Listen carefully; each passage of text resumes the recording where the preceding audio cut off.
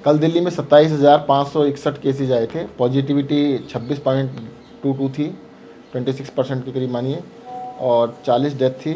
और bed occupancy थी 15% bed occupy थे। 85% बेड दिल्ली में अभी अस्पतालों के अंदर खाली थे जो हमने एलोकेट किए हुए हैं। 12,000 से ज़्यादा बेड खाली थे और 2363 बेड ऑक्यूपाइड थे। सर, आज दिल्ली में कितने मामले आएंगे, संक्रमण दर कितनी दर्ज हो सकती है, इसके बारे में बता दीजिए। देखिएगा, मामले जो हैं अभी जितने आज आए हैं 27,500 इसके आसपास ही बिल्कुल आने चाहिए, और संक्रमण दर का तो अभी कैलकुलेशन कर रहे हैं।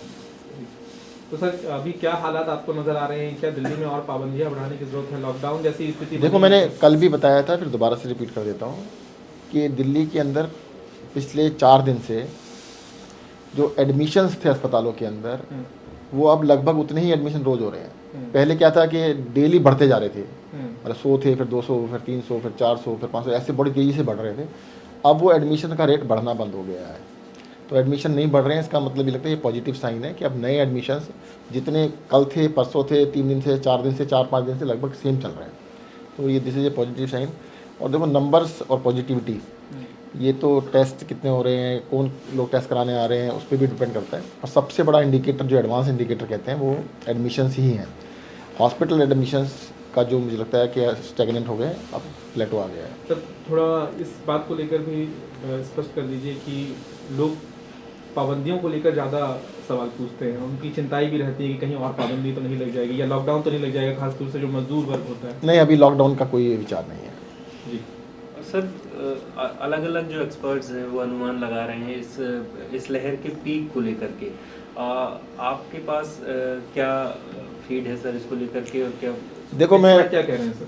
नहीं, एक्सपर्ट्स तो देखो अलग अलग, हर एस्पेक्ट का अलग कहना है। कोई कहता है फरवरी के मिड में आएगा, कोई कहता है 2 हफ्ते में आएगा, कोई कहता है 1 हफ्ते में आएगा, कोई 1 लाख केसेस कहता है, 2 लाख कहता है। तो वो तो सबके अलग अलग व्यू हैं, परंतु जो डाटा बता रहा है, जो डाटा इंडिकेशन दे रहा है, वो ये दे रहा है कि जब हॉस्पिटल में एडमिशन स्टैग्नेंट हो गए हैं तो इसका मतलब जल्द ही केस कम होने स्टार्ट होंगे।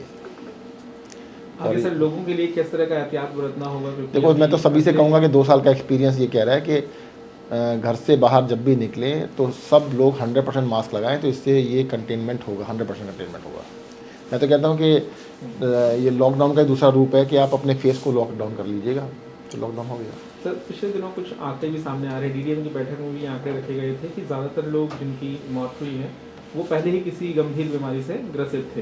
तो पिछले 4 दिनों में हाँ बिल्कुल, मौतें हुई हैं, तो सबका ऑडिट कराया है, और उसमें से ज़्यादातर लोग ऐसे हैं कि इनको कोई ना कोई गंभीर बीमारी थी, हार्ट की बहुत गंभीर बीमारी थी, कैंसर के पेशेंट थे, तो काफ़ी बीमारी, मतलब दूसरी बीमारी के लिए अस्पताल में इलाज कराने आए। एक केस तो ऐसा था कि उसने आत्महत्या की कोशिश की। जब उसको अस्पताल में भर्ती किया गया तो टेस्ट में पॉजिटिव भी पाया गया, 3 दिन बाद उसकी डेथ हो गई। तो काउंट तो वो कोरोना में ही हो रहा है, क्योंकि उसको पॉजिटिव भी था, परंतु कोरोना की वजह से डेथ नहीं कह सकते।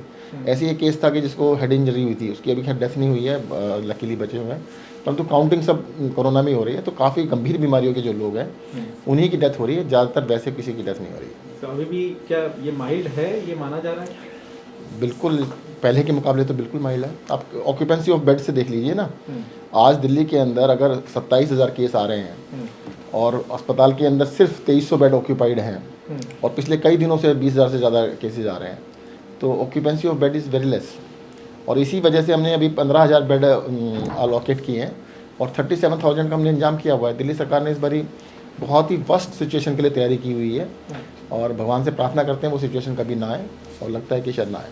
सर, क्या डीडीएम की बैठक भी होनी है रिव्यू करने के लिए, समीक्षा करने के लिए? अभी तो नहीं लगता जी। और सर, अस्पतालों में तैयारियां जो आप कर रहे हैं, क्या उसको रिव्यू करने की जरूरत है कि अगर मामले अचानक बढ़ने लगे? डेली हम रिव्यू कर रहे हैं, और अचानक बढ़ने भी लगे। देखो, मामले नंबर्स पे, केसेस के नंबर से फ़र्क नहीं पड़ता, हॉस्पिटल एडमिशन से फ़र्क पड़ता है। हॉस्पिटल एडमिशन बढ़ नहीं रहे हैं, हॉस्पिटल में एडमिशन अगर डेली लगभग उतने ही आ रहे हैं, और ऑक्यूपेंसी 15% ऑक्यूपाइड है, 85% खाली है। अगर हमें ज़रूरत हो, मैं एग्जांपल के लिए बताता हूँ, जीटीबी हॉस्पिटल में शायद 30 के करीब पेशेंट हैं, 750 बेड हमने किए हुए हैं। हम उसको 1750 भी कर सकते हैं, 1000 बेड हम बढ़ा सकते हैं, ओवरनाइट बढ़ा सकते हैं। पर मैं 1000 बेड बढ़ा के क्या करूँ, अभी तो पुराने ही कहते हैं हमारे ऑक्यूपाइड नहीं हो रहे। इसी तरह से LNJP हॉस्पिटल है, उसमें 136 पेशेंट है, 130 पेशेंट हैं, 750 बेड हमने दिए हुए हैं। उसको हम 2500 बेड कर सकते हैं, पर 2500 बेड करके करेंगे क्या? ऐसे ही द्वारका हॉस्पिटल में 1200 बेड हमने दिए हुए हैं, 1241 बेड है, पेशेंट 11 है। तो पेशेंट्स की ऑक्यूपेंसी अभी बहुत कम है, पिछले मुकाबले में बहुत ही कम है। सर जैसे जैसे केसेस बढ़ेंगे प्रोपोर्शनली हॉस्पिटल एडमिशन का नंबर भी ज़्यादा होगा। मैं वही बता रहा हूँ आपको ना कि जिस तरह से केसेस बढ़ रहे हैं, क्योंकि हमने टेस्ट बहुत बढ़ा दिए ना, टेस्ट भी बहुत बढ़ गए, उसकी वजह से बढ़ रहे हैं, परंतु प्रोपोर्शनेटली केस के हिसाब से एडमिशन नहीं बढ़ रहे हैं। पिछले 5 दिन से प्रोपोर्शनेटली केसेस के हिसाब से प्रोपोर्शनेटली एडमिशन नहीं बढ़ रहे हैं।